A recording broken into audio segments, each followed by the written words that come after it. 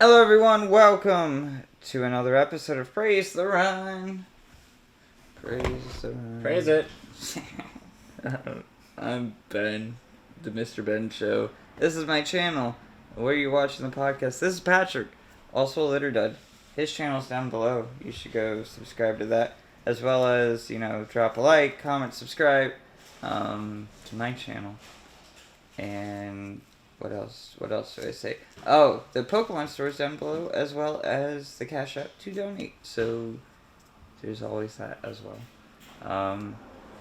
Damn, it's a busy week in horror. A lot of horror, scary stuff. We reacted to the Resident Evil showcase about an hour or so ago. Yeah. Yeah. So let's talk about that and press the play button, I guess. So it's just in the background. Is my laptop making noise? Is that your headphones? Is that how loud your headphones are? Yeah. Jesus Christ. They are pretty loud. Well, when I'm wearing this beanie, I couldn't hear it was like muffled, so. Jesus Christ. I didn't notice, I guess. That's so loud. Okay. Yeah, so we got a Resident Evil showcase. This is cool, yeah. October 20th. It was cool. Yeah, it was really cool. We got the Duke opening up and being our guide through the showcase, but they announced a couple things, or at least showed off a couple things that they had already announced more right. of. We got more of the DLC here, which is super cool. I'm yeah, excited for that. Third person gameplay. Yeah, it looks nice. We saw the Mercenaries expansion as well, along with more of the Rose DLC they got into. Yeah, I wonder how big of a DLC that's going to be. Is it just going to be a quick run through of the mansion and? Yeah, I don't know, cause Resident, I have a feeling this might be the only 8 DLC. Yeah. It seems like it's pretty expansive. With 7, they did multiple tiny DLCs. They did that Chris Redfield Not a Hero DLC that was free. Right. That was 2 hours long or something. They did the DLC about the uncle and Zoe. And then they did the puzzle stuff. Yeah. As well. The band footage or whatever. Right. So yeah, I wonder if this being the only DLC that they're planning on doing, will this be a whole nother whole nother game? Yeah, basically a whole nother game. 5 hours is pretty long. Yeah. Resident Evil games aren't more than 8 hours long. Yeah, I guess that's true. Yeah. That's 3 is notoriously short, and 3 is 4 hours long. So if it's as long as a mainline game, that's pretty big. Yeah, that's true. That's true. And it's a whole new character, so why not? Right. Yeah, especially with the whole new with the powers and stuff. That kind of it takes it more from horror into action adventure or whatever. Because now you have this. Yeah. I wonder if they're gonna get ability. cosmic with it. Yeah. That's what it kind of seems like, because they're talking about realms of consciousness and nightmares and stuff that. You got all this nightmare stuff that But there was that one scene with the big behemoth red that creature tower thing. Yeah. That's not in the original game. That looks almost like cosmic horror, kind of like Cthulhu, almost. But yeah, we got some Mercenaries. Mercenaries is cool. It's arcadey horde mode basically. Yeah. And yeah, you just stack points and rack up points, and you play up as different characters. It's cool that they're doing all of the villains. Yeah, it was pretty neat. Yeah, that'd be cool. Or not all the villains, just but the big big ones. Yeah. And then Ada they announced, and who else? They announced somebody else too. Anyways, what else did they announce here? What else? What is third this? person, Oh, VR. This is the reverse stuff. Yeah. They should have some more reverse. We might see some reverse. Announced the beta is finally coming after a year or 2 years. Was it 2020 or 2021? When did Resident Evil 8 come out? It must have been 2021. Yeah. And that's all well and good. Like 2018. Yeah, I know. It looks rough. That's cool. Early access crossplay, which is cool. Yeah, I'll definitely try it out. Yeah, but I don't think it'll free DLC. Yeah. Take over any of the other horror multiplayer games. Yeah. That are already pretty relevant or whatever. Yeah, it's not gonna be Dead by Daylight or anything. Yeah, exactly, right. It's just gonna be a spin-off thing. Mm-hmm. Play with your friends, shit like that. Yeah, after that they announced another expansion thing for 8, another way to play it. It wasn't an announcement, but we knew about this, but they showed off the VR mode. Oh, right. Yeah, I like how in the beginning he was like, we introduced third-person mode for the people that just couldn't handle first-person, it's too intense or whatever, and then they're like... Here's ultra first-person. And here's the complete opposite for the people that are just like, I need more. Yeah. I need to hear the whispers, Yeah, and like I said in the reaction, 7 being... the demo is one thing, right? Because you're just walking around the house, you're doing that ghost, found footage thing. Mm-hmm. But the first time I played 7 was as a VR game. Oh, yeah. And being introduced to the Baker family in that way was such a horrifying experience. And it was, unlike any other. This coming out after a year plus after Village, maybe even 2 years at this point. I don't remember if they announced a date on this, but if it's March, then that would be 2 years. Yeah, that would be I don't know. It's not gonna have that same effect, Yeah, I mean, yeah, because you've kind of already gotten used to everything. It's not fresh. Yes. Because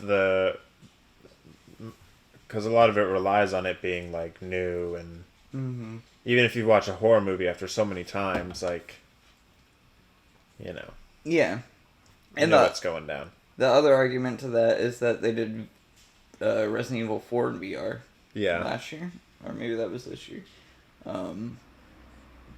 Either way, people really like that and replaying through 4 in VR. I mean, VR is fun. It's just just a different way of playing. Because like I said, you can throw the weapons up and do all sorts of silly stuff. That's what I like to do. Yeah. But yeah, at the same time. Yeah, being able to dual wield. The game, dual wielding, right. But the game has been out long enough that it's I'm not going to have that. I'm going to be all right, yada, yada, yada, let me get to the next, part or whatever. Yeah. Yeah. Well, the next part of this, speaking of next parts. Oh, yeah. Was the big one. The reason why we were all here in the first place. Resident Evil 4 gets announced. Or not. I keep saying announced. Not announced. It was announced already. It gets revealed, the gameplay reveal. Yeah, little gameplay teaser. This game looks fucking gorgeous. So nice. Everything's so wet. It's Yeah, there was a lot of squishy sounds walking through the... Yeah, it's even through the wooden house. There's just gore everywhere and stuff like that. Yeah. It's just everything creaks and moans and a lot of ambiance. This looks great. I mean, all of the remakes have looked great this far. This is just looking even better. Mm-hmm. They amaze me what they do with this engine in general. Like Village is a great looking game as well. So with 7, like they've really made this engine into a powerhouse. Yeah. Whatever they're doing good. Let me get the zombie reveal. Go right at it. Skip 10 seconds. The good old crooked head guy. Yeah. Good old crooked head. What's going on? And then fucking pops out and he's like, ah, and he has those like moldy spores coming out. Right, they're like little tendrils or something. Like, yeah. That's super cool. So that also I mentioned in the reaction was like maybe they'll tie this more into 7 and 8 and like kind of make everything more coherent. Right, like within the story. Yeah, it's possible with I mean, I don't know. Is it detailed enough that it? Oh yeah. I think it. Oh yeah, Resident Evil lore is like hardcore. They might be able for to. No reason. They might be able to blend them together. No reason, and especially 6 behind us is like fucking just lore. Yeah. So much lore for no reason. But yeah, and people are attached to these characters and all that stuff. Yeah. So I mean, it's been through so many different things. Yeah, and a cool thing about like these remakes is like they are true to the original, but they are different. Like two was a little bit more closer. 3 was different. Yeah. If I remember correctly. 4, they're saying like they're adding story stuff and like changing things, and they have confirmed that. Yeah. So I'm interested, and I said in the reaction as well, it's like I have no attachment to these games like some people do. Right. Like I'm interested on iteration with this franchise because they've done so well with it. The cow thing is so ridiculous. Is still like I would never even consider that. No. Like, oh yeah, I'm gonna let this. Let me the cow trap. You know. Now it's a trophy. Yeah. Hell yeah! Anything else on Resident Evil? The Bagman's cool. No, I think I'm excited. I'm excited for all of it. I love Resident Evil. Like I said last week, I started Biohazard again. So yeah. I've been occasionally hitting that, and that's a good one to start with. I love 7's real good. Like 7 a lot. But yeah, I mean, I'll definitely play this, and yeah, I'll try. Of course. I'll try the other one in third person. March 24th, I think, is the date. Oh, and then I wish that those in-chain or those in-game gun keychains were. Oh yeah, there was like keychains, so I could have one because keychains and stuff. I want one. Yeah. Some of the merch. Bonus stuff. It's like in-game merch, and I want it to be real-life merch, so I could have a little herb, pot plant keychain. You know what I'm saying? Yeah. Look it up. Well, we had another horror showcase this year. Yeah. I said this week. This week even. Literally the day before. I think it was the day before. Anyways, it doesn't matter. Silent Hill is back. We're going home, Patrick. We did it. We waited. You said you haven't seen any of this stuff. I haven't watched any of it. I just saw your face on a reaction video of it the other day. We can put our headphones on. Okay. Because headphone time. Can you hear? Oh yeah.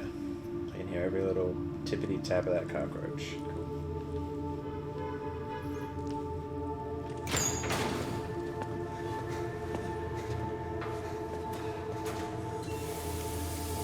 Also, looks fucking gorgeous. Yeah, it looks great.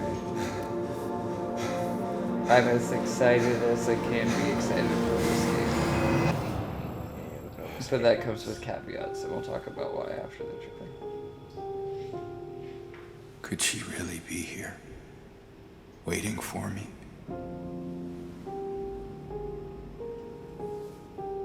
Mary died of that damn disease 3 years ago.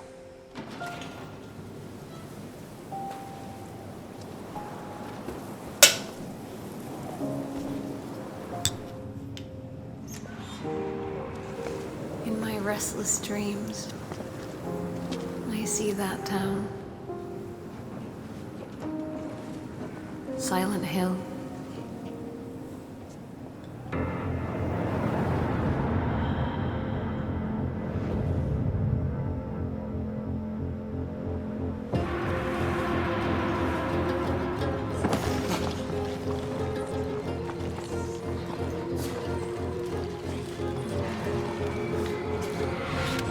I know what you are.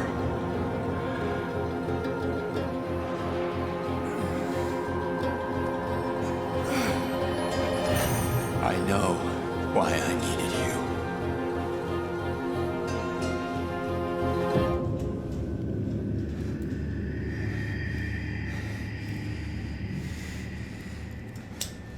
But it's all over now.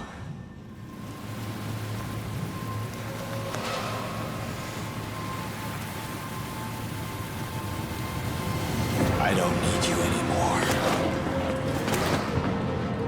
Yeah.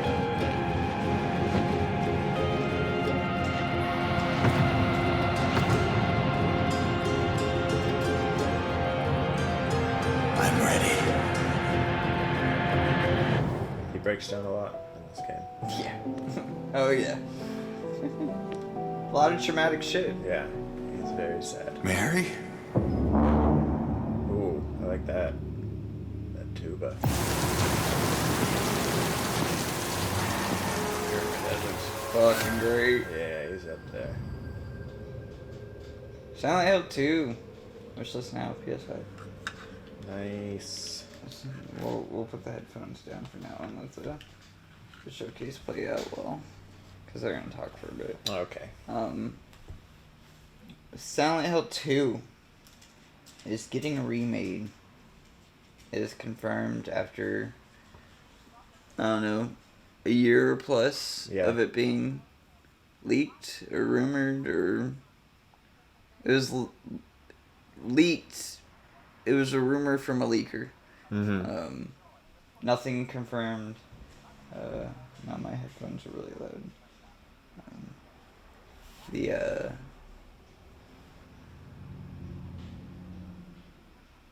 The other part of that was that Bloober Team would be making it. Yeah.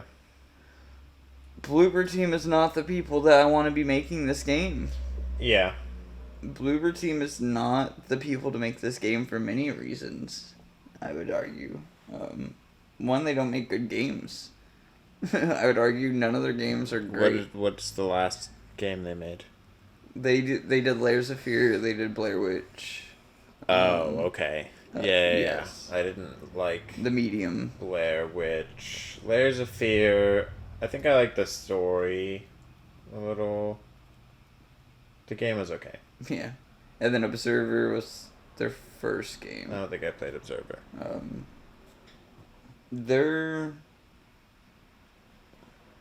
They have a reoccurring theme in most of their games where mental illness is involved. Yeah. And is usually taking mental illness and putting it in an ill manner. Yeah. Such as like bullying a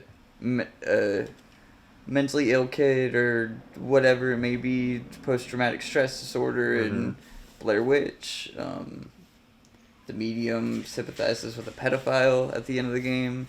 Like, they do some weird stuff to mental illness, and they're not good at making games. Right, that's just their scapegoat. Yeah. It's like, oh, the whole time they were crazy. Yeah. Yeah. Yeah, exactly. Like, Right. people are It's crazy. like the whole dream thing. Like at the very end, the whole time it was a dream. Yeah. Yeah. It's people who are crazy or scary, not people who are crazy or scared. Yeah. Silent Hill 2 has a lot of mental illness involved in its story. But it doesn't poke fun at it. It empathizes with it. And it has a lighthearted approach to it because that's what we all go through. It's what trauma is, what these games are about. And that's why so many people have latched on to Silent Hill. Is because this is a game about escaping trauma and trauma following you. Yeah. So in order for Bloober Team to do that, they gotta like kind of throw out their whole shtick out the window. Right. The good news is that a lot of the original leads of Silent Hill are on this game. Okay. The director, the person talking right now is the composer. Oh, nice. Yeah, the lead designer. You have people who are involved with Silent Hill 2 that are manning the ship. Yeah. And what people have said is that, at least that has been reported, is that Konami has kept them on a tight leash, quote unquote. Whatever the fuck that means for Konami. Right. Konami doesn't make games. Konami makes collections of games that they made 20 years ago, you know? Yeah. There hasn't been a new Silent Hill since Homecoming, I think, behind me. Maybe it was Downpour, which is also behind me. But that was a decade ago. Right. And then PT was 2013, and that doesn't exist anymore. You can't... They got petty and fucking took it down from PlayStation. Right. There hasn't been a Silent Hill in a long time, and there hasn't been a new Konami game other than Pez. Yeah, I was gonna say. Or Yu-Gi-Oh! They make a lot of money on Yu-Gi-Oh! Yeah. Konami basically survives on Yu-Gi-Oh! So the idea of them keeping them on a short leash, I don't know what that means. But people are passionate about this game, and the people who've created this world are passionate about this game. Yeah. The two bad ones behind me aren't made by the original studios. They're made by American developers. Which is also a sign of, hey, this is a Polish studio. This isn't a Japanese horror-centric studio. Right. You know, this is a Polish horror-centric studio. But, again, they will be directed by the people, and they're remaking a game that already exists. They have a foundation, so I hope. I have so many hopes, man. This game is real special to me. Yeah. Silent Hill is real special to me, you know. And, like, Homecoming is such a disappointment that I rage quit in the middle of my Let's Play. Wow. And Downpour, I'm, like, grinding my teeth to play that. And even this HD collection, like, they fucked up. Yeah. This HD collection has, like, the fog is all fucked in it and stuff like that. Yeah. So, like... I like their fog. They're doing it. Yeah. Yeah, I have no way to get PT anymore. So, like... I don't know. There's a lot here we're about to go over. Yeah. I just need one of these to be good. Right. I just need one thing to be here and one thing to be good. So on to the next thing. Let's see. They literally have so many people coming out. It was like, here's the director. Here's this dude in the suit. They just want to really make sure you know. It's like, yeah, we promise you it's gonna be good. Yeah, and they're like, here's the composer, and they're like, here's this business dude from PlayStation. Oh, look at that shirt. This random PlayStation dude. And then that one-of-a-kind shirt. The next person I was like, is it gonna be this dude's uncle? They did announce another Silent Hill game right after this. Yeah. This one's interesting. And I think you'll see Put the headphones back on. Yeah, we'll put the headphones back on. This whole actual reveal is really cool. Let's have a look. You'll see some familiar names. Why are you here? No, in this place. Why are you here? You're to be punished. That's good, I like it. You know what, I think you're right. I think we've done something so awful that we are stuck here in this place, being judged by these people. But for you, I think it's more than that. I think you're here for some other reason. And I don't want to be anywhere near you when you figure that out.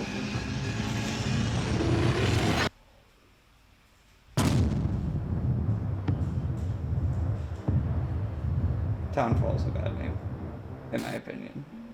But this game looks dope. It's supposed to sound like Downfall. Yeah, we'll keep the headphones on. Hi, my name is John McKellen. I'm the creative director. Can you hear me okay over? And we are working on Silent Hill Townfall. I remember playing the original Silent Hill on PS1 back in 1999 and became a fan from that moment on. So for us to work on this game with our friends Can you believe it? seems like an Can you believe that all of this has leaked? It's a real honor for us to bring a new title to this series that both respects the source material, but also does something a little bit different with it. So Konami to say that was Silent supposed Hill to has been an have an inspiration to no E3 code event would be a last massive year. understatement. Our previous two games, Stories Untold and Or maybe it was 2 Observation, years both ago. played with There that was an same E3 deep last year. So psychological 2 horror. years ago. And in no code, we're all Konami about was supposed weaving to have that an narrative E3 and that event experience that never into every aspect of our game design, our audio, And then our they were visuals, like, we're gonna even have our a UI. Silent Hill showcase. So obviously That the never teaser trailer is happened. just the beginning, and we Up can't show you until any more just last yet. week. We're going to be hard at work for a while, but we can't wait This to come back in the game new year got and show you more. maybe a year. Until then, it might be worth watching that trailer again and see what you might have missed. Yeah, it's an Annapurna. Dogs whining because people are upstairs. The Annapurna Interactive is publishing it Yeah. along with Konami, or co-developing. Oh, Annapurna Interactive is a publisher. Yeah. They don't make games, but maybe they are gonna have, like, how Bethesda has a Bethesda Game Studios branch. Maybe Annapurna's also getting in that thing. But No Code is interesting because No Code is a horror game developer and has made the two indie games that they announced, or that they credited them to. Stories Untold, and then my favorite is Observation. Yeah. Which is a space horror game where you play as an AI of the ship. And it's a real cool horror game. Yeah. It's really neat. trippy. They are prime people. That's the kind of people I want making a Silent Hill game. Well, that one should be good then. Yes. I mean, the title is awful. the title. Yeah, I was gonna say unless they. We got Downpour. We have fucking Townfall now. Yeah. Townfall. That doesn't really mean anything. Yeah. I mean, neither does really. I mean, Homecoming, I guess. Downpour because it's raining. Right. There's Shattered Memories as well. Townfall. Hopefully that's still don't in have beta. that one. They can change it. It's not too late. Yeah. Yeah. Keep it. Whatever, Let's man. start a petition. Maybe it's like a village. Maybe we're going to a village. Silent Hill Village. Right. Yeah, maybe. After Possibly. that, they announced another game. They bring this dude out. We can take the headphones off for a second while they talk.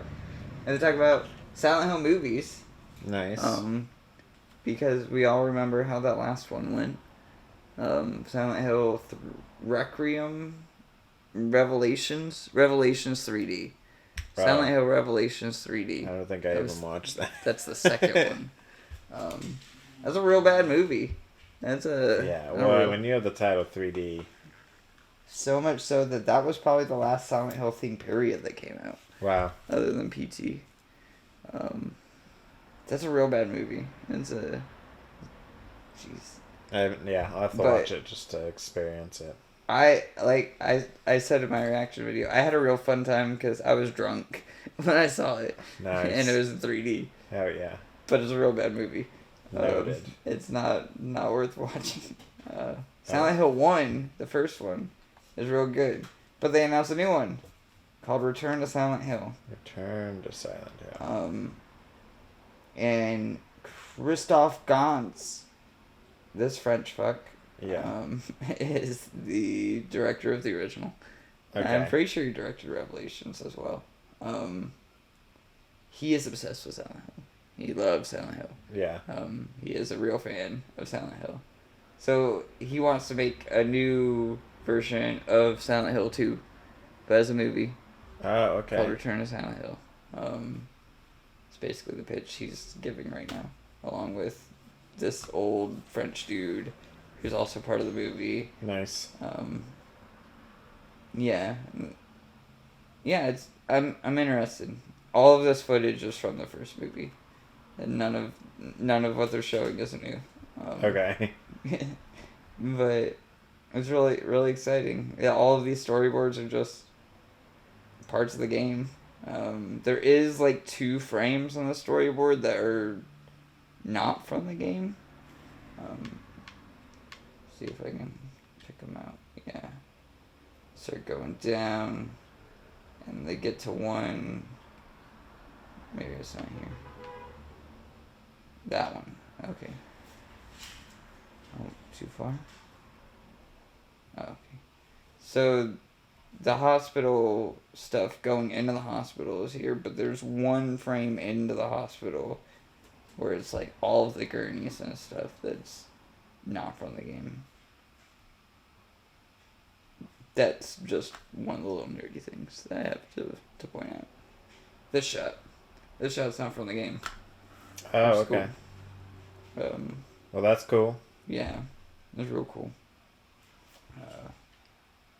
But other than that, yeah, another movie. We're getting nice. Well, that's cool. I like movies. Yeah. Especially scary ones. Yeah. I could see the movie being cool. I think a anthology series would be better. Yeah. Or like a mini series. But yeah, that'd be neat. Movie's cool. That would make more sense because they could really like explain some things. Yeah. Yeah, and then they announced a bunch of merch. Heck yeah. We got beefy red pyramid thing, which is what they really call him, not Pyramid Head. Red which Pyramid blew thing. my mind. I was like, what? Not Pyramid Head? Right. You Red got James. thing. You got Maria. And then they announced some skateboards, and they announced this coin bank. Doggo. Oh, those are cool though. Yeah, the skateboards are cool. For Silent Hill 1 through 4. New shirts, plushies, all of that jazz stuff, more statues. And then... hella merch. You like movies. Do you know a movie called The Matrix? I do. Do you remember what they do for The Matrix when they launch a Matrix? They plug it into your head? They create an ARG. Oh, yeah. Silent Hill's making an ARG. Oh, nice. Yeah. It's called Silent Hill Ascension, and this is what we get for it. Let me just back up one.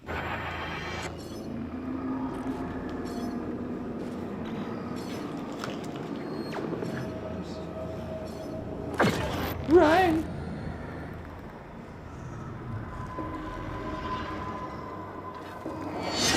So it's like a texting ARG thing? Oh, okay.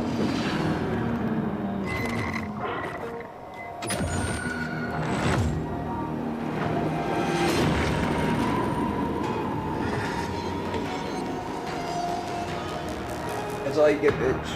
Yeah, that didn't tell me nothing. That didn't tell me nothing. We're gonna have another... Excuse me, I have so many questions. We're gonna have another round of heads, all tie in, but Bad Robot is interesting because you know who nice. Bad Robot is. They did Daredevil. It's J.J. J.J. Abrams? Yeah. Oh, okay. That's his studio. Yeah. Okay. They've been getting into games recently. Yeah. And this is a big project that they've been working on. We're about to get a whole bunch of talking heads that don't describe what the game is. Nice.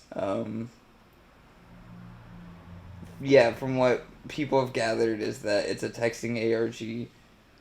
It's kind of like Blazeball. Do you know what Blazeball is? No.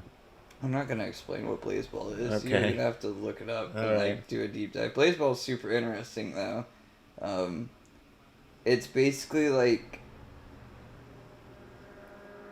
imagine a world where the player input affects the overall game itself.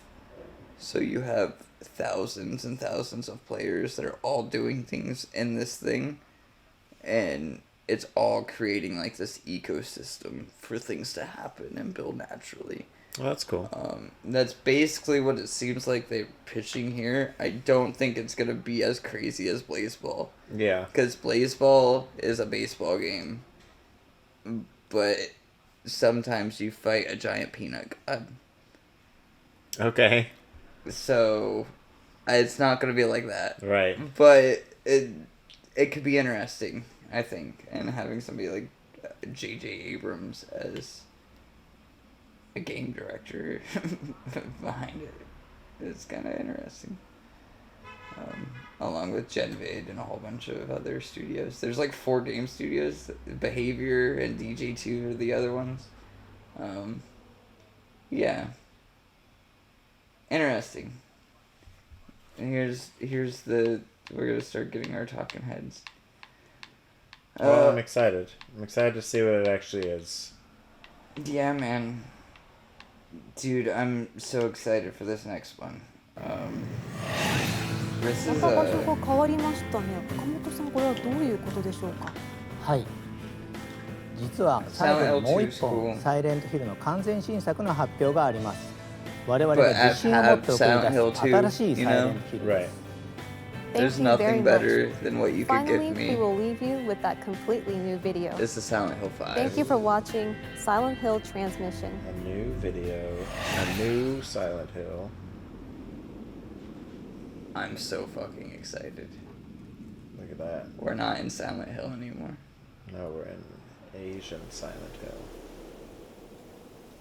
1960s Japan, dude. Nice.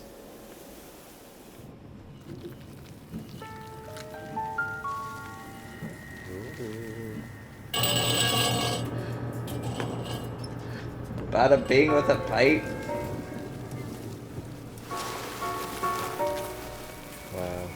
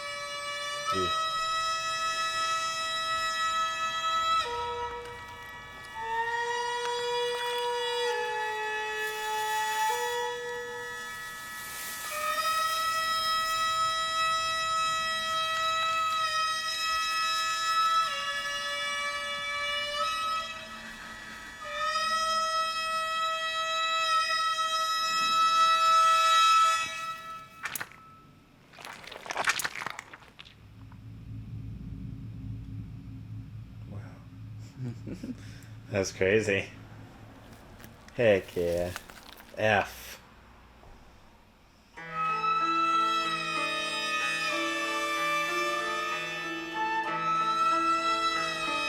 Wow.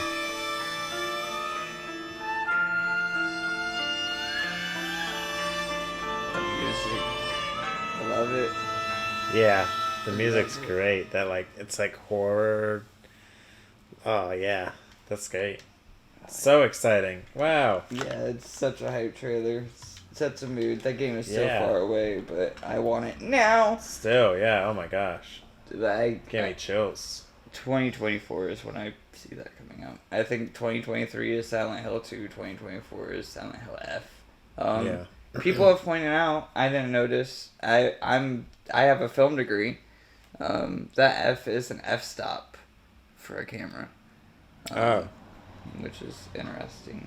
So, I wonder if camera will somehow, like Polaroid pictures will somehow be involved, or... that is like a trope in Silent Hill. Or in Asian Japanese horror. Yeah, Fatal Frame is very much that. Fatal Frame is all about trapping the souls in pictures. Yeah, dude, that's Silent Hill Fauna is another. There's another thing that I was like, oh, that's cool. Yeah. Or Silent Hill 5. 5 also starts with an F. Yes. Silent Hill Japan. It does not start with an F. No. But it's in Japan, which is really cool. I'm so excited because Silent Hill is such a Americana, like Japanese take on Americana. Yeah. And Twin Peaks horror. It's very, it's exactly just riffing Twin Peaks. So them going to what feels like a Junji Ito route. Yeah. That's fucking dope. I'm so down for it. I'm so down. Ryokishi07 is a graphic novelist, an online graphic novelist that people really like. I don't follow him, but he does horror graphic novels online. Oh, okay. Word. I don't know who Kara is, but that music is fucking dope. Crazy, yeah. Absolutely. I think that's what it said, was she did the music. Maybe that was creative and character design. Yeah, I think that's what it was. Even then, the art is fucking dope. Yeah, all of that was amazing. Oh, yeah, it's the original composer. The music's great. I'm so down for it. I'm so down for a new Silent Hill. Yeah. If we don't... I could... Silent Hill 2, like I said. I have Silent Hill 2. Just port the original into a way that I can play it. Like, right. I mean, the HD collection is backwards compatible. But it's not... It doesn't look right, you know? Yeah. The fog's fucked up. Like, just give me that game in its original form. I'm sure Konami does not have that source code anymore, though. So no. I'm sure that got thrown away a long time ago. Shredded. On other trailers, though, I have not seen this trailer, but I was super interested, so I might clip this out. I want to do that for our last reactions and stuff, but I didn't. Final Fantasy 16, you see it on the screen. It got a new story trailer. Oh, nice. I mean, we know a little bit about the story, but now we know a lot bit about the story because of this trailer. I assume. I haven't seen it yet, so I'm really interested. Let's take a gander, and it's IGN, so they're gonna throw us an ad first. What is that? But I'm excited for Final Fantasy 16, dude. This is straight up gonna be a rated M gory Final Fantasy. Wow. And it looks soulsy. Okay. Oh, okay. I think I recall. Yeah, this already looks gruff. Look at that. Look at that. Oh, it has been 1,500 years since the fall of we're going back into fantasy. And it's not going to be like this weird, and like, Valisthea has been fantasy, steampunk, hybrid. Fucking straight up dragons and shit. Straight up just swords and dragons. Metal armor. Creative Business Unit 3 is the Final Fantasy 14 sequel as well. The blight sucked this place dry. And it's also the director of Final Fantasy 14 is directing this game. Nice. Darkness spreads as day also gives high way hopes for to that twilight. The mother's flame now all but a flicker. We cannot live without the blessing of the crystals. And the crystals work their magic through us. You have been blessed, Joshua. But who shall claim their fading light? The Grand Duchy of Rosaria, bastion of tradition. At the very least, we must secure Drake's breath. The Holy Empire of San Brec, where ambition is divine. Yeah, it looks so cool. The Imperial banner shall fly over every city in storm. All shall bow before their emperor. The Dalmekian Republic, whose fortunes shift with the desert sands. And what of our wise rulers? Goaded into war without any thought as to what chaos it might reap. The Iron Kingdom, forged in faith and fear. Their souls were sullied with the stain that just looks evil. Yeah. I merely evil, cleansed them of their corruption. Yeah. Or the Kingdom of Waloed, indomitable in its isolation. The dark swallows more of the realm with each passing day. And as the fringes fade, he walks out in a black fog to the mother crystals. Here you go. From a single spark, will the land ignite? So do you get to like in the year 860 choose which one of those? Like a faction? Like I want this one to. Ooh, look at that. Rosaria. Blood on the kid. No, I don't think so. Gruesome. And from the slaughter shall yeah, a I don't new think so. shadow It's definitely you have a future. Yeah. The story is just these 5 kingdoms or whatever all warring together. Fall upon the dominants. Uh-oh. Painting their destinies black as night. Oh. Our ability to summon beasts of great might should command respect, but instead has left us outcasts. And so I became their puppet. What makes them think they have the right to use us? To leave us to die when our bodies are spent? I'll crush them into stone. Yeah, just straight up, right? Just straight up stone. You stone, man? Oh shit.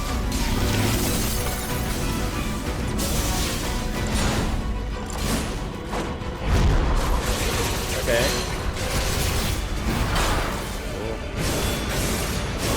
Potion, high potion. 14, like that arena battle there.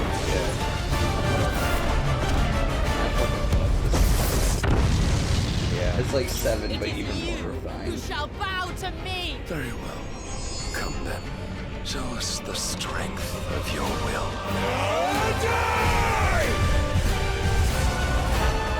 Rise, ye crownless kings. Tell you what, they make British people real pretty. Yeah, of the everyone's pretty on icons. Final Fantasy game. Final Fantasy is just full of gorgeous people. Even that like And they're little really wizard, British. the little wizard hat that's just like eyeballs and a cloak. Yeah. Gorgeous. I'd marry that thing. Final Fantasy 16, dude. That's great. It looks fucking dope. Super dope. So dope. I'm excited. No date on that. I thought there would be a date, hopefully, but that seems like a Game Awards thing. That seems like, hey, we're showing this off one last time before we announce the date, kind of thing. Because I imagine that's like early 2023. Yeah.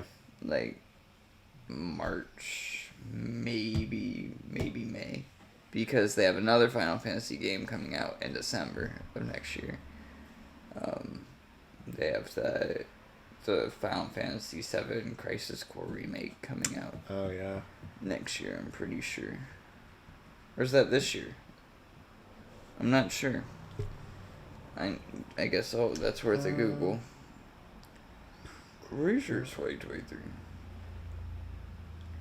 Crisis Core Remake date is... Oh, it's this year. Oh. So 7 Remake will be next year. 7 Remake Part 2 will be next year. Yeah. That's what they announced. be next. So I would imagine that would be the December release of next year. Square Enix loves to just pump out games, though, whenever the fuck. I mean, Final Fantasy, they don't trip over, but, like, they're just straight up dumping shit out all the time. Yeah, like, that could be dropped. Harvestella. Like, you remember that Nintendo showcase we watched? Yeah. You remember how many games they announced? That's true, yeah. Like, Octopath Traveler, fucking... Yeah. The Dio Field Chronicle just came out recently. Harvestella. Stories Untold. So many games and a lot of farming games. Lawless. Yeah, tons of farming. Yeah. Final Fantasy 16 will be sick. I'm really excited about that combat, and I think those primal fights will be really dope. Yeah, it looks smooth. The story will be sick too, because the Final Fantasy 14 had a rough launch, but they've really made that game into a masterpiece over like the last 10 years or so. Yeah, it's been out. Yeah, 10-year. They had a 10-year story arc, with Endwalker being the end of it at the December of 2020. That's pretty cool. So good. Anyways, that's it. That's it for showcases and trailers and stuff. So let's take a break real quick. I'll smoke a cigarette, and then we'll talk about some more news that I have that's not video related, and then we'll talk about the games that we've been playing, and then we'll close it out. Word. Yeah. So we'll be back in a second. Back. Woo. We did it. Yeah, let's get into some news articles real quick before we talk about the games that we've been playing over the week. Because, at least for me, it's nothing normal. But you've been playing a new game, so I'm interested in talking about that. Before that, we got some more news, a little bit more news. This comes from Bloomberg. Jason Schreier, Hall of Famer, you know. A tense pay dispute overshadows Nintendo's upcoming Bayonetta 3. Oh, yes.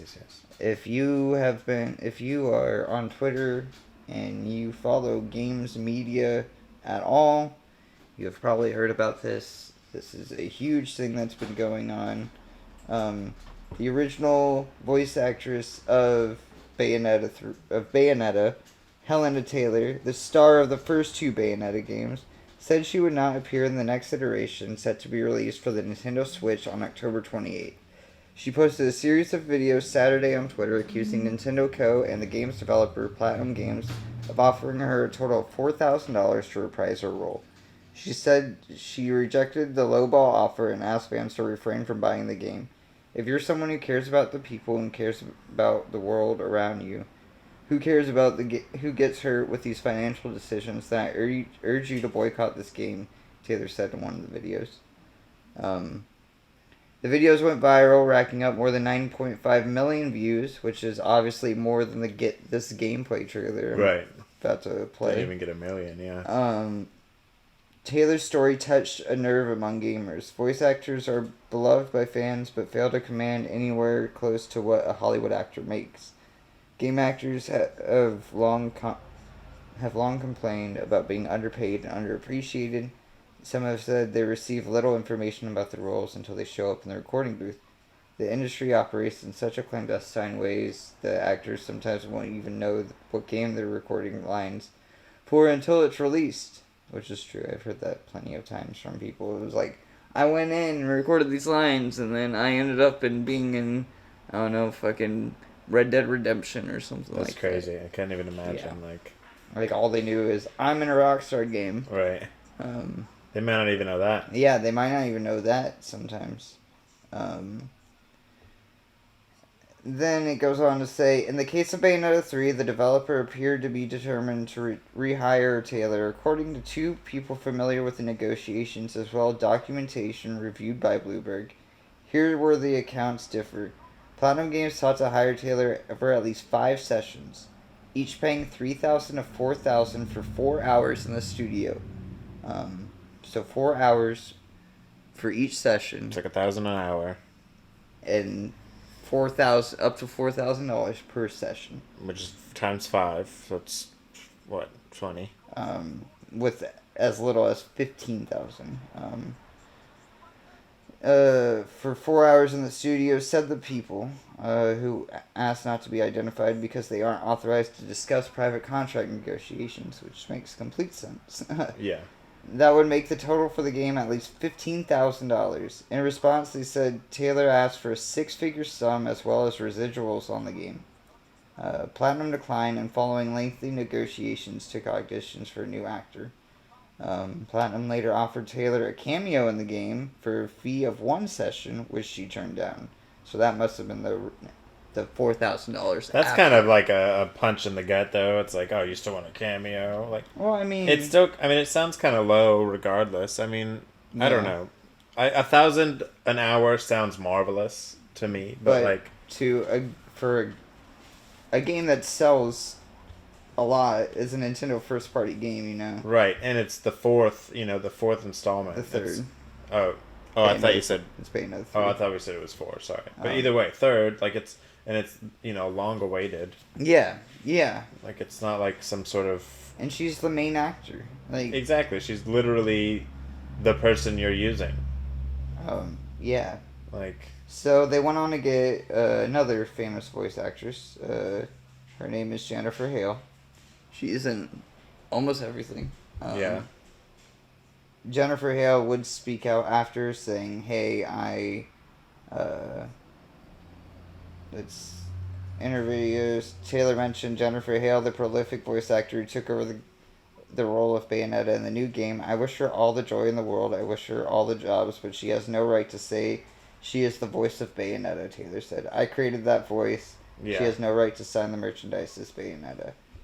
Hale faced some vicious online harassment as the result. She wrote Monday on Twitter that she hadn't signed a non-disclosure agreement and she had signed a non-disclosure agreement and couldn't elaborate on the situation, which makes complete sense.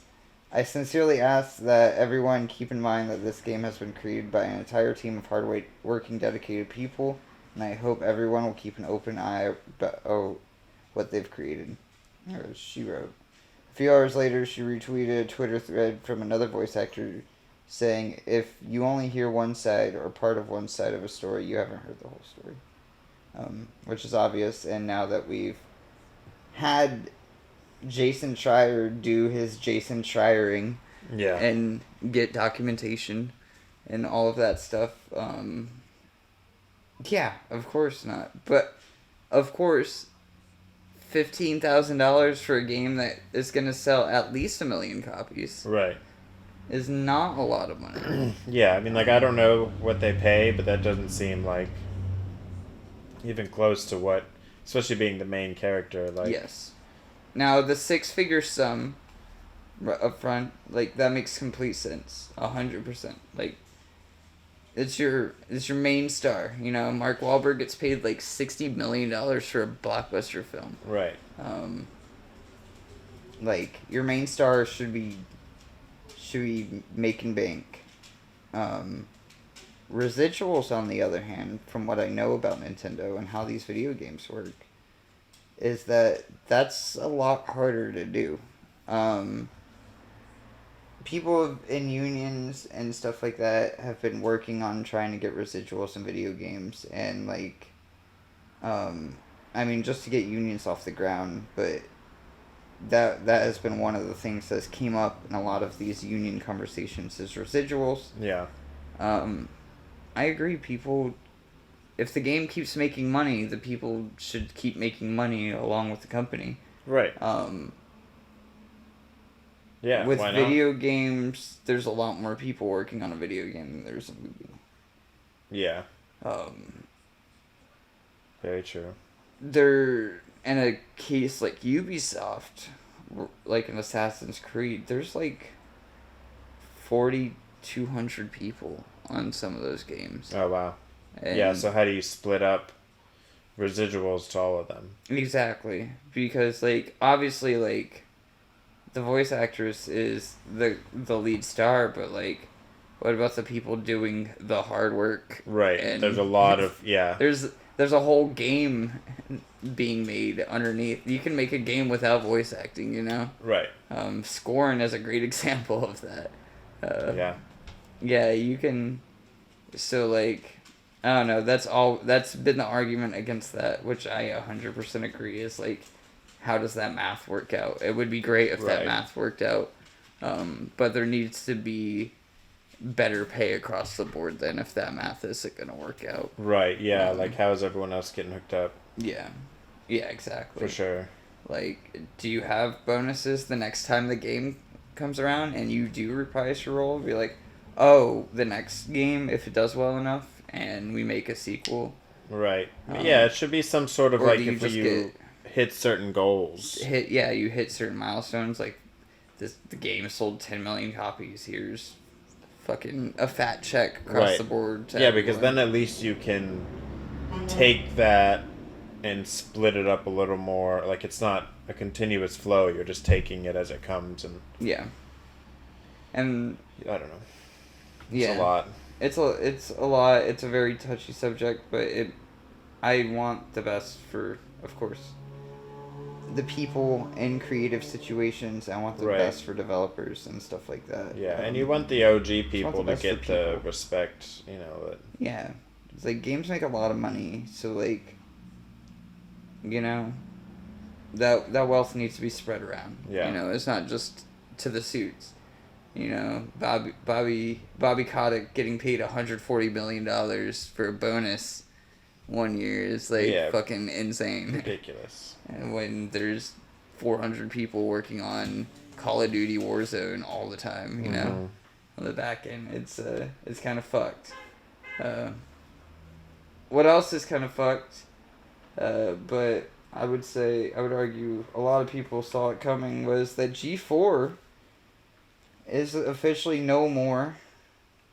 There's more G4. A couple of reasons why that foreshadowed this, but this comes from Polygon. I'll read the article while some B-roll is playing. The revived G4 is shutting down. Gaming channel discontinued less than a year after launch. This by Michael McWhirter over at Polygon, like I said. Comcast is shutting down G4, its gaming-centric cable and online channel, effective immediately. Comcast Spectator CEO Dave Scott told staff in an email Sunday. This was on a Sunday, when nobody was in the office.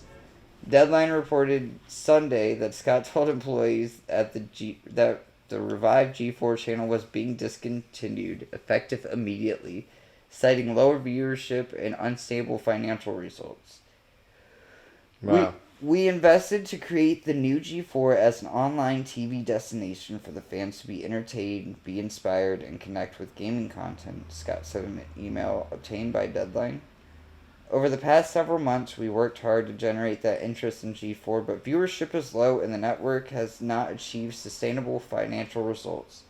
This is certainly not what we hoped for, and as a result, we have made the very difficult decision to discontinue G4's operations, effective immediately. According to Deadline, the shutdown will affect a few dozen employees and contract workers at G4, because that's all that was left after the last major layoffs we talked about. Wow. Yeah. G4's closure was sudden, but was also foretold by a handful of recent high-profile departures from the network, including President Russell Aarons and X-Play host Kevin Pereira and Indiana Froskuren. I don't know who that is. Indiana Black.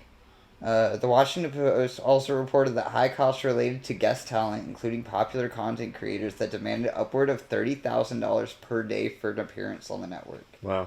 $30,000 per day. Right.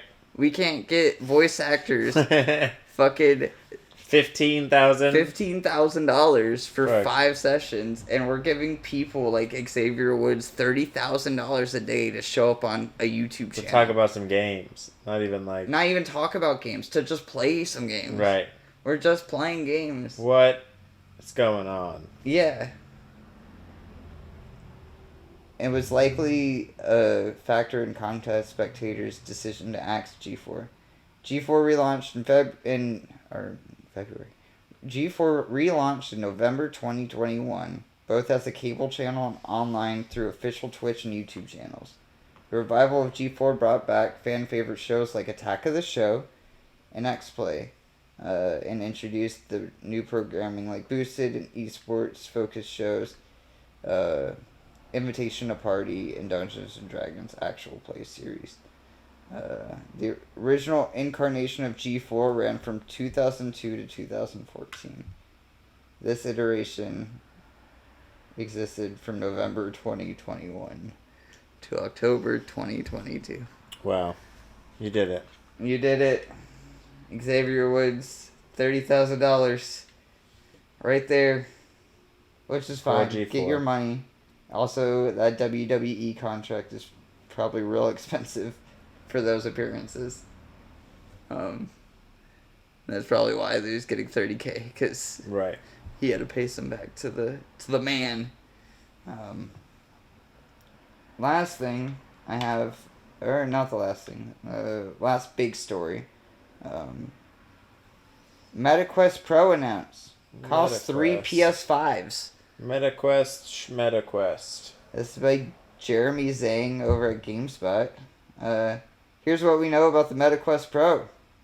Facebook has officially launched MetaQuest Pro, the more expensive sibling of the MetaQuest 2, formerly known as Oculus Quest 2, and released the full list of specs for the device. MetaQuest Pro will cost $1,500. It will ship starting October 25th. Pre-orders are open now. With a price tag like that, it's clear Meta is targeting businesses with MetaQuest Pro, and the official tech spec descriptions indicate that as well. MetaQuest Pro has 4 times the resolution compared to the Quest 2, and supports augmented reality. Didn't their VR thing just, shit the bed? No. Not a lot of people showed up to their metaverse or whatever? Metaverse, yes. And now they're just The Quest 2 is one of the best-selling headsets of all time. Really? Yeah, the Quest is super popular. Because the thing about Oculus is that you don't need a PC to run these things. They are the PC. Okay. That's why these things cost money, is that you do not need another rig at all. So this is an augmented reality PC for your head. Oh, okay. Alright. I've played it. I thought when I was playing it... At least that's what the Quest Pro that is. It was... Is the augmented reality. Attached to a console. I don't know. I've never, owned one. I've just kind of played them. Yeah. Well, that's cool, though. I mean, still, that's so expensive. It is. It's definitely targeting a different market. It will play Quest games. It will play all the VR games, of course, and everything like that. It's definitely targeting a business market. Mm-hmm. But Valve has the headset. And that headset is $1,200, the Valve Index. And you need a PC to run that thing. Oh, wow. A very high-end PC to run that thing. Yeah. So this market is out there for high-end I like this, things. Virtual but in your home thing. But yeah, the augmented reality stuff is so cool, because this is what Microsoft promised with the HoloLens. 5 or 6 years ago, or whatever.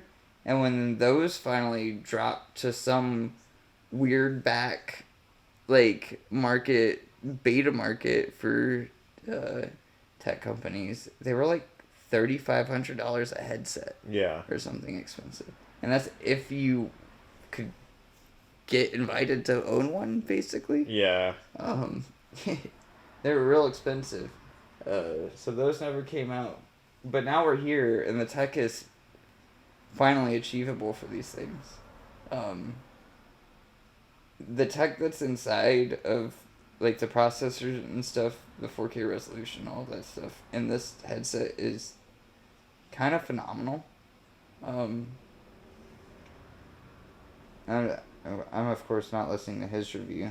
But compared to Quest 2, the MetaQuest Pro's optic stack is slimmer by 40% and provides more vibrant colors. As for hardware, the Quest Pro has a 10 advanced VR MR sensors, spatial audio, 256 gigabytes of storage, 12 gigabytes of RAM, and a Snapdragon XR2 Plus processor. That processor is pretty fucking gnarly. Yeah. The Snapdragon is pretty gnarly, but the Snapdragon 2 is also what PlayStation is going to have in their new headset. Which is interesting. Because this headset's so much money, people were like, oh shit, how much is that headset going to cost? Right. Because the PS5 is still pretty much unobtainable for the most part. Yeah. It's more obtainable than what it was, but you can't go to a store and get it. This PlayStation headset is probably going to cost as much as a PS5. Yeah. As well. For a while. If not the whole life cycle. Like, I don't think PSVR went down ever. They just started bundling it with games. Yeah. That's crazy. But yeah, MetaQuest 2. Or I did it. The Quest Pro. The Quest Pro. The MetaQuest Pro. $1,500. October 25th. Hell yeah.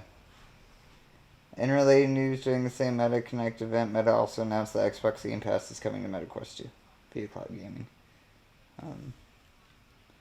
That's the other thing. Speaking of Game Pass, my last story. Got some games coming to Game Pass. Xbox Game Pass official Twitter account tweeted earlier today, the rumors are true. Here to clear up rumors. These games are coming soon. We got Amnesia Collection coming to cloud, console, and PC. Cool. Amnesia Rebirth, which is the fourth one. Yeah. Right.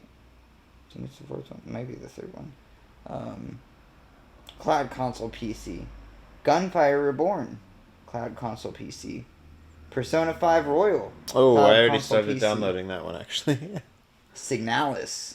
I don't know what that is. Another dope horror game that just came out. Nice. Cloud, console, PC. Yeah. Soma. Oh, nice. Cloud, console, PC. Wow. Also made by the Amnesia people. Yeah. Phantom Abyss. Okay. Is part of Game Preview. Cloud, PC, and Xbox Series X and S. I need to say Cloud, console, and PC. That is the online, like, temple run game. Oh. Where you're, like, running with people through this procedurally generated temple and, like, racing ghosts and stuff like that. And it's, like, super hard. People really like that game. I don't think I've seen it. That's cool. And then Frog Detective. The entire collection is coming to PC. Nice. Or the entire mystery. It's a bummer that's not coming to Xbox. But I want a console version of that. Yeah, that's a good amount of horror games on there. Yeah. I mean, you know. That's 5. It's time to play them. Yeah, 5 horror games. Solid horror games. A few horror games came out. Yeah. Excuse me. A few horror games came out around this time last year, like that Mirage or whatever game.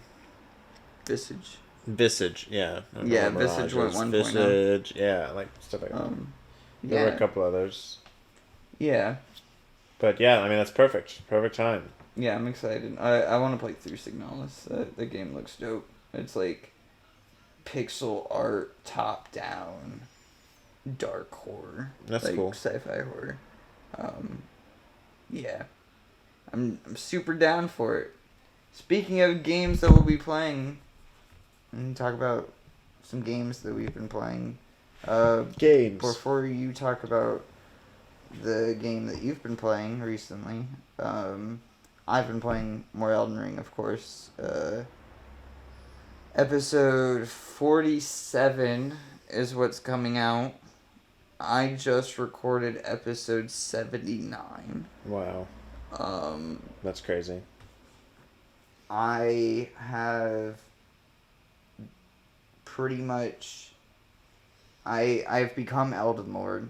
Yeah. At least I think. Congratulations. I think I did the ultimate sin, and so I think I'm out more now. And then I went back to Snow Zone, and went to start looking for Millennia. Mm-hmm. On my trip to Millennia, I got a new medallion that tells you to go back to one of the elevators. And that elevator takes you down instead of up. And then that elevator took me to another snow zone that was like more snowy. Oh, wow. And then in that snow zone, apparently it leads to the area where Melina's hanging out, which is a whole new zone that I haven't been to yet. But instead, I found a portal, which led me underground to a whole new zone underground. Oh, great. So I have so much left of that game. Because I've seen... I have access to the endgame boss now. Yeah. Like, if I wanted to, I could end the game right now. That boss is real hard, though, so I'm not going to do that just yet. Right, and then if you have all this other exploring... Yes, exactly. I want document. I want to fight Melina. Right. I want 100% all the bosses. Like, I still have boss cleanup, is what I call it. Where the snow zone has a bunch of bosses that I haven't fought yet. Like, there's the big blizzard dragon that I haven't fought. Yeah. Well, I fought a couple times. I haven't killed yet. Because he kicked my ass a couple of times. But yeah, that's what I'm up to in Elden Ring. I am on my way to the Lake Tree, but I got sidetracked and got sent underground to a burning temple. As one does. Yeah. Yeah, it looks just like every other underground spot where it's like super starry night skies underneath, but there's just like Dark Souls 2, I think, right? Has the DLC, the Ivory Tower DLC, or no, not the Ivory Tower DLC, but it has like a temple DLC where all the temples are underground and stuff like that. It looks like that, but on fire. Yeah, cool.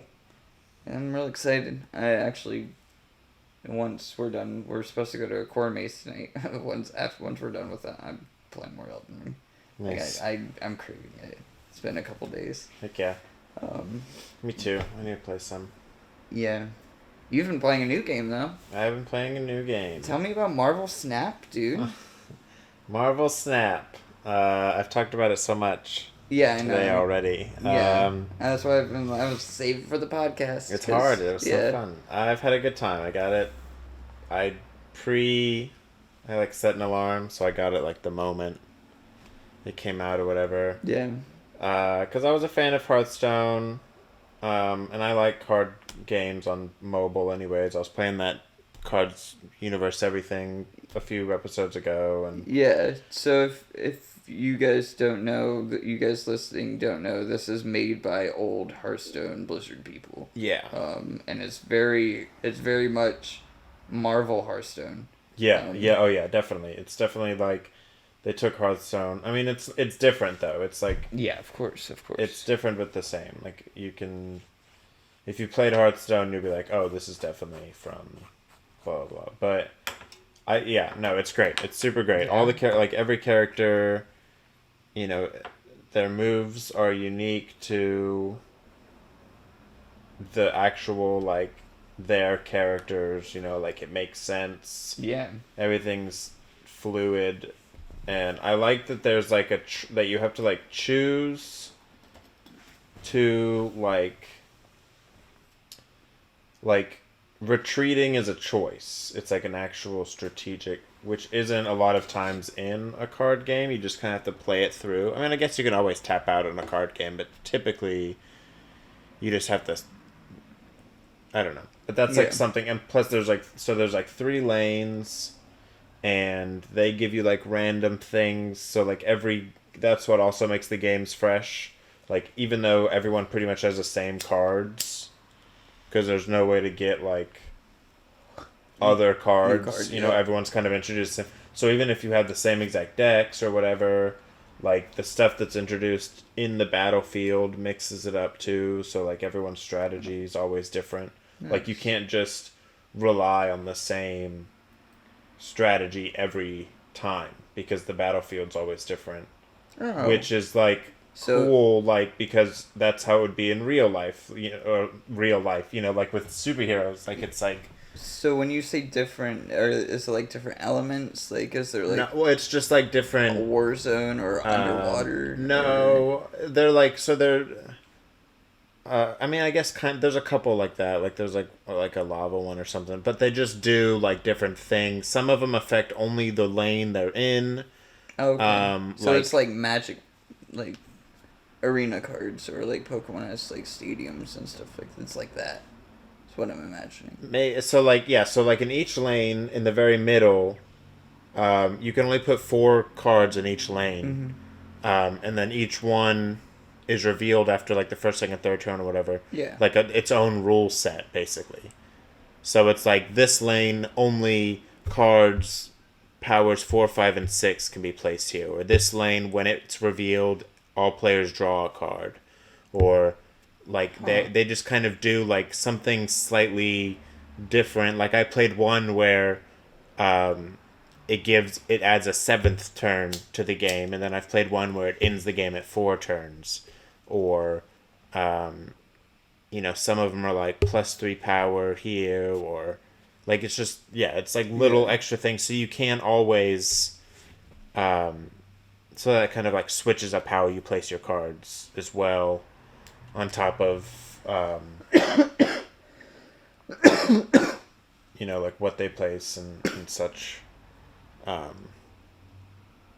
because there's certain cards that like combine together, and then there's some that just kind of like do their own thing, and but it's very much like you feel like you're building an actual superhero team, or like a team of because they're all kind of like relying on each other or whatever. It's smooth, it's nice, and they're short, like not even 5 minutes. Yeah, I was wondering, like, because you said they were 5 minutes. I mean, like, I would hope it's smooth. Like, is it like Hearthstone where it's super snappy? It's super fast. Yeah, like you only get, like you really only can put down maybe if you're lucky like 3 cards a turn. Like there's not a lot of like.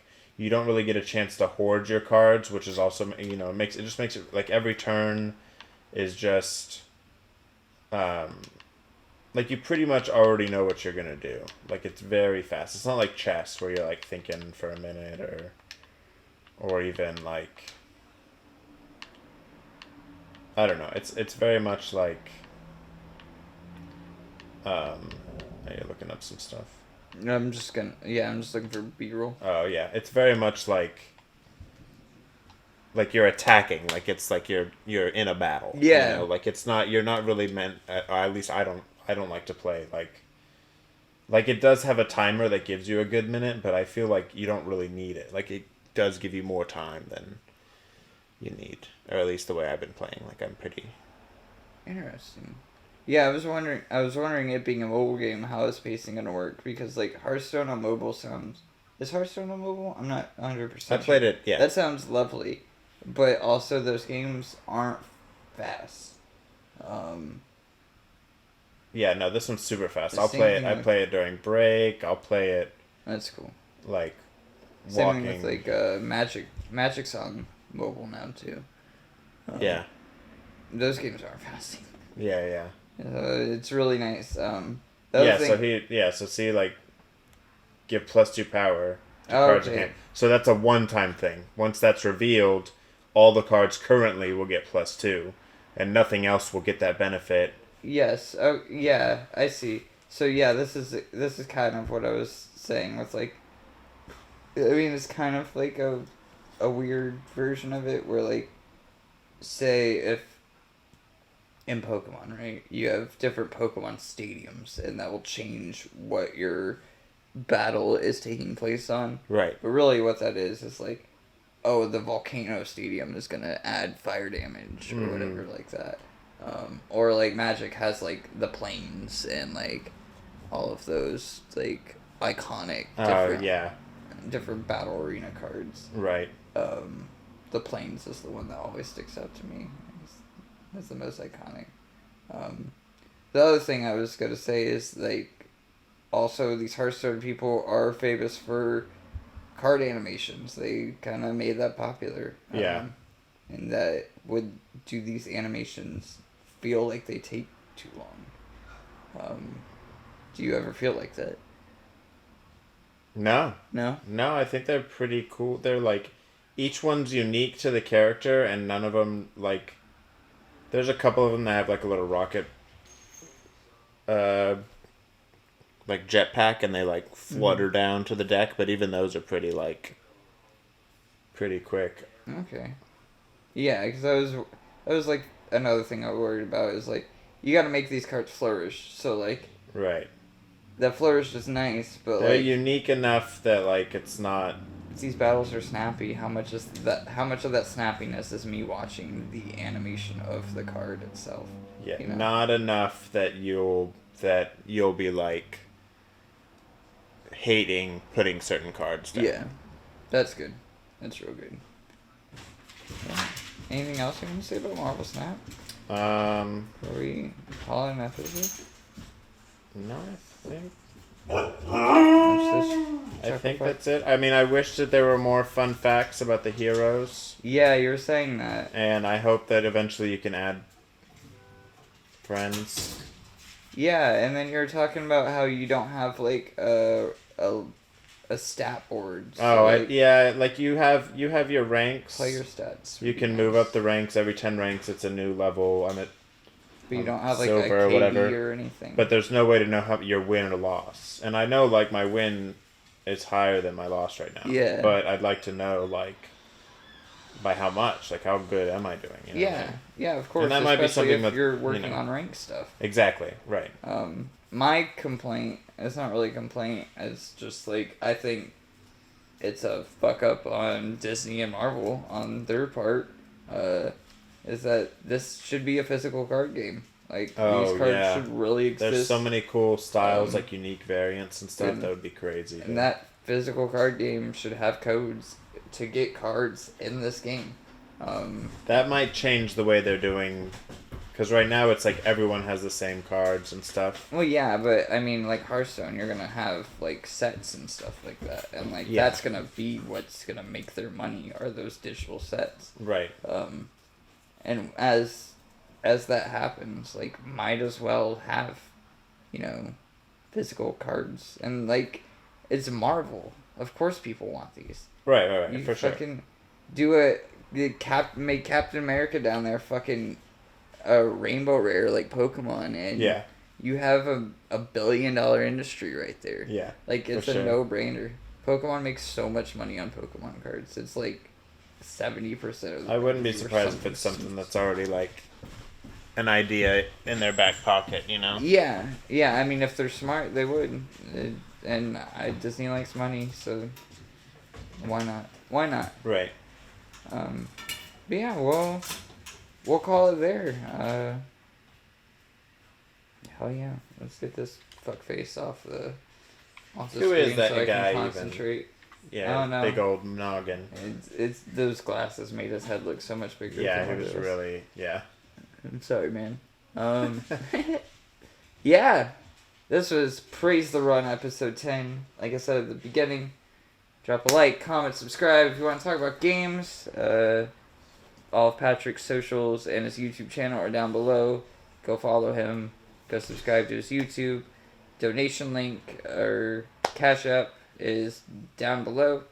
Donate to the channel and the podcast if you want to support, along with my Pokemon store is also down there. What else? My socials are down there. Yeah. If you saw Patrick's reactions, if you want to see my reactions to Silent Hill, that was a video that I recorded. If you want to go see those Elden Ring playthroughs I was talking about, that's on the channel. And if you want to see the showcase that Patrick and I watched of Resident Evil, because you didn't watch that before this, yeah, go watch that. If you're here because of that, so many videos. what's up? Yeah, there's so many videos for you to watch. the thing of making a YouTube channel. Videos. I have a lot of videos. Go watch all of my videos. Watch them all, and then message us for what you want to see, and we'll do that for a fee. And leave a comment and likes and private videos. Help the algorithm. Yeah. With that being said, guys, it's been fun. It's been real. Peace out, Cubs. Bye.